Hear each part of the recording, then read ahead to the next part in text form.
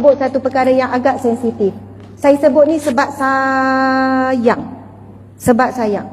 Muslimat bukan kata langsung tak boleh kita nak bersolat. Boleh. Tetapi sangat sederhana sehingga tidak menarik perhatian. Jangan mengubah bentuk rupa paras wajah kita dan sebagainya. Bukan kata tak boleh berbedak langsung. Boleh. Bukan tak boleh pakai foundation. Pakailah. Nak tutup celah biar muka kita tu berseri sikit. Kan sedap sikit mata memandang. Biar kita pun ada keyakinan. Gincu kita pakai tu kan. Kalau boleh tak payah pakai. Tapi kalau rasa macam Ustazah tak boleh lah orang asyik tanya sakit ke sebab pucat sangat. Wallahualam sebab mungkin dah biasa. Pakai macam tak pakai. Maksudnya tabaruj ni dia ada kaitan dengan bintang buruj. Bintang buruj ni cantik, dia menarik.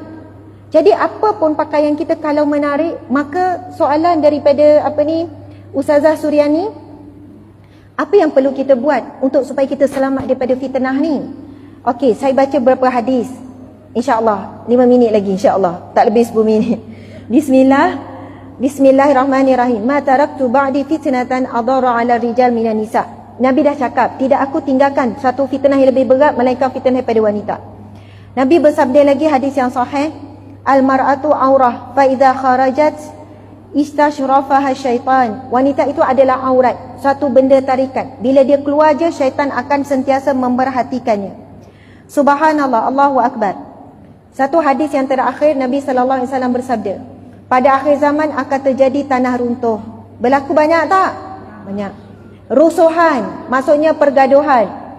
Perubahan muka bumi, ya, semua ditara. Ada yang bertanya kepada Rasulullah, wahai Rasulullah, bilakah hal ini terjadi?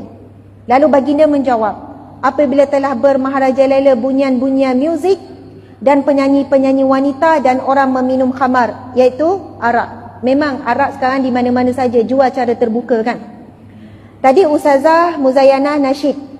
Itu bukan penyanyi. Ustazah menasyidkan lagu Ramadan. Penyanyi ni dia lengkap dengan package persembahan, pakaian, lengan-lenggok, persembahan. Faham ya?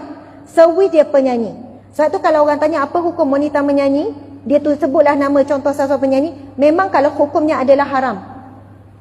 Memang tidak dibenarkan wanita menyanyi terbuka dengan suara yang begitu indah, dilunakkan dengan liang lentuk badan dan sebagainya. Sebab itu ada pendapat bincang pasal hukum wanita qari, tetapi Malaysia berpegang juga itu kuat dengan syarat ia tidak menaikkan syahwat. Dan qari wanita kita macam mana kan? Auzubillah. Tiba-tiba suara lelaki keluar kan? Dia lain. Tapi kalau penyanyi memang tujuan dia untuk dimerdukan. Penyanyi tujuannya adalah untuk sampai orang terleka, terlena, terhibur.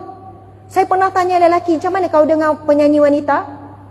Walaupun penyanyi wanita itu sedang menyanyikan lagu-lagu kerohanian, dia kata rohani tu out, tak ada rohani-rohaninya. Bagi lelaki bila dengar suara wanita yang sebegitu gemersik, mengganggu jiwa, memang mendatangkan maksiat secara sembunyi. Jadi, wahai para wanita, kita rujuk hadis Nabi SAW. Nabi kata pintu syurga, semua pintu syurga akan dibuka bagi wanita dengan 4 syarat. Yang pertama apa? Menjaga salat, berpuasa di bulan Ramadan. Sekarang kita berada di bulan Ramadan. Kemudian menjaga maruah, kemudian mentaati suami. Yang tak ada suami, ibu ayah lah ataupun penjaga dia. Jadi 4 perkara itu yang Allah syaratkan. Ini hadis yang sahih. Maka semua 8 pintu syurga akan dibuka baginya. Ramai yang kata yang keempat tu suami tu paling payah nak jaga. Kadang-kadang ya. Tetapi ramai wanita memang tip-top sewi pada suami. Sebab tak susah pun bila dah sayang untuk buat sesuatu yang disayang. Tapi bab yang ketiga, jaga maruah tu paling payah. Sebab ia bertentangan dengan kehendak wanita. Wanita nak dipuji, wanita nak kelihatan cantik, menarik. Wanita ada hawa nafsu yang sangat sukar dikekang. Lagi-lagi media sosial ini memang menaik-naikkan apa? Wanita yang cantik, dipuji, ramai follower, remaja-remaja. Akhirnya itulah yang menguasai. Jadi muslimat sekalian, menjaga maruah ni termasuk aurat, pergaulan, suara, semuanya. Jadi Ustazah Suhani tanya macam mana kita nak selamat daripada fitnah-fitnah. 4 perkara itulah muslimat. Jaga betul-betul solat kita. As-salatu imaduddin, solat tiang agama. tiang kehidupan. Kita kata kita dah solat, tetapi Allah berfirman, as-salata tanha 'anil fahsya'i wal munkar. Solat itu mencegah kemungkaran. Jadi kita masih ngumpat tak sekarang? Ada ustazah, ada lagi ni, ada lagi tu. Ada. Maksudnya solat kita belum kita betul-betul jaga. Kita solat, tetapi mungkin solat yang bukan betul-betul lagi. Kalau kita solat yang sebenar-benarnya, dia akan terlihat kepada kehidupan di luar solat. Bagaimana kita di luar solat? Masa solat semua taat Allah, semua tutup aurat sempurna, kaki pun tutup. Tapi bagaimana di luar solat, itulah menjadi ukuran solat kita sebenarnya dah sampai tahap yang dikehendaki Allah atau tidak. Nabi Allah berfirman, solat itu akan mencegah kamu daripada perbuatan keji dan mungkar. Kalau masih buat keji dan mungkar di luar solat, maksudnya solat kita ada masalah. Bukan kata solat tu tidak berfungsi dengan sebaiknya. Kita kena baiki solat. Kedua, jaga betul puasa. Puasa kita faham bukan tahan perut saja, lidah mata semua. Yang ketiga, jaga maruah kita. Yang keempat, siapa yang ada suami, jihad kita adalah menjaga hak-hak suami. Dalam bulan Ramadan kita kadang penat, tapi suami berkehendak, maka kita tetap berusaha untuk melunaskan kehendak suami. Walaupun ngantuk, nanti tak bangun tahajud, nanti tak bangun ni, pahala itu boleh jadi lebih besar. Kerana antara peranan kita muslimat salihah sekalian adalah untuk menundukkan pandangan mata suami yang haram kepada yang halal terhadap kita, untuk menyalurkan fitrah nafsu syahwat itu kepada yang halal. Bahkan Nabi sebut itu adalah sedekah bagimu, dapat pahala sedekah.